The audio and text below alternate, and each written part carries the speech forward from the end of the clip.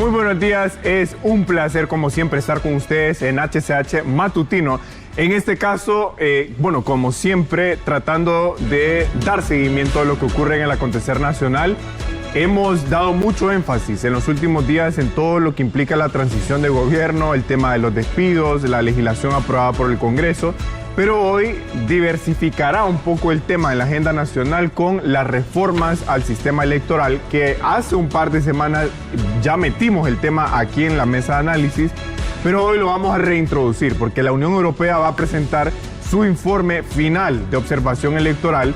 Y yo creo que llega en un momento muy oportuno, compañeros y compañeras, porque el tema de cierta forma se ha relegado en el Congreso. Es comprensible porque hay muchos temas que deben ser importantes en el inicio del periodo legislativo, pero este tampoco debe quedar a un lado. Ahora, la Unión Europea desplegó una misión de observación electoral en el país. Y yo creo que para que podamos entender lo que hoy al mediodía va a presentar esta misión de observación electoral, hay que ver a lo que recomendó tanto en 2021 como en 2023, y ya voy a explicar en 2023 qué fue lo que pasó. Ahora, ustedes saben que mucha gente habla de las elecciones generales de 2021 como que sí, en efecto, fueron las mejores elecciones que ha tenido el país, en parte porque no hubo niveles de conflictividad política a raíz del resultado del nivel presidencial, pero sí en otras áreas del proceso. Y de hecho, vean ustedes, entre los hallazgos de 2021 de la Unión Europea es que fue un proceso electoral hace 4 años donde sí hubo niveles importantes de polarización, de violencia. Recordarán ustedes que la ley electoral se aprobó un día antes de que se diera la convocatoria de elecciones, y también en ese momento, que no es la primera vez que se decía, pero lo destacó en ese momento, la Unión Europea concluyó que el CNE como organismo de administración de elecciones estaba altamente politizado. A raíz de esos hallazgos, la Unión Europea formuló varias recomendaciones. Primero, destacamos precisamente la necesidad de profesionalizar y despolitizar a las instituciones del sistema electoral, y también aprovechar que terminó el proceso electoral en 2021 para emprender una reforma electoral entre 2022 y 2025, que se iba a celebrar el siguiente proceso electoral. Y vean ustedes también, en ese momento, parte de los grandes conflictos que hubo este año o las elecciones que acaban de pasar fue sobre los procesos tecnológicos, ¿verdad? El sistema de transmisión de resultados preliminares, los procesos de contratación de la biometría, y justamente en ese momento la Unión Europea recomendó al Consejo Nacional Electoral diseñar adecuadamente las soluciones tecnológicas que iba a utilizar en el proceso electoral. Parte, o creo que de las pocas recomendaciones de ese entonces que sí cumplió el Estado de Honduras, fue aprobar la ley procesal electoral. Pero recordará usted, Alex, y yo lo menciono porque me acuerdo que usted estaba en el Congreso reportando en ese momento, la ley procesal electoral se terminó aprobando hasta en septiembre de 2024. Es decir, esta fue una recomendación de 2021 y se aprobó hasta septiembre de 2024.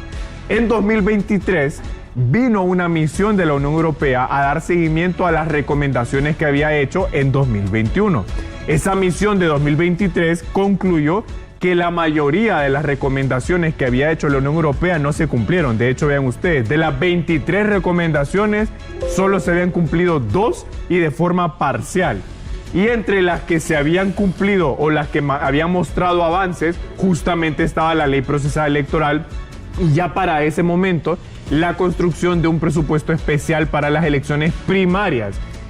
Quedaba pendiente el tema de la formación del personal, y vean ustedes, parte de lo que siempre se mira en los procesos electorales es que la gente que está en las mesas, por ejemplo, o los custodios electorales, no tiene la formación adecuada. Bueno, ya desde 2023, dando seguimiento a lo que había recomendado en 2021, la Unión Europea concluyó que ese iba a ser un tema importante. Y cerramos las recomendaciones que derivaron de la visita que hizo en 2023 la Unión Europea. Recordarán ustedes, en 2024 se iba a hacer el nombramiento de los actuales consejeros. Y solo voy a leer esta frase del informe que sacó en 2023 la Unión Europea. Ante el nombramiento de los consejeros del CNE para el 2024, la Unión Europea expresó que la sustitución de perfiles técnicos por otros políticos, como se ha anticipado en los medios de comunicación, podrá verse como un retroceso en la garantía de una gestión independiente, imparcial y eficiente de las elecciones. Y eso fue lo que terminó ocurriendo. Entonces, compañeros, Yo creo que las recomendaciones que hoy vaya a presentar la Unión Europea son muy importantes para enmarcar lo que debe ser un proceso de reforma electoral, que ya se dio una, podríamos llamar reforma electoral, lo comentamos acá la semana pasada, ese tema de las licencias a los consejeros, que sí colisiona con el artículo 55 constitucional, pero vean qué importante es hablar de este tema. Los actuales consejeros, digamos que 1, 2, 3, quienes sean consejeros, saquen una licencia, se vayan, vuelvan.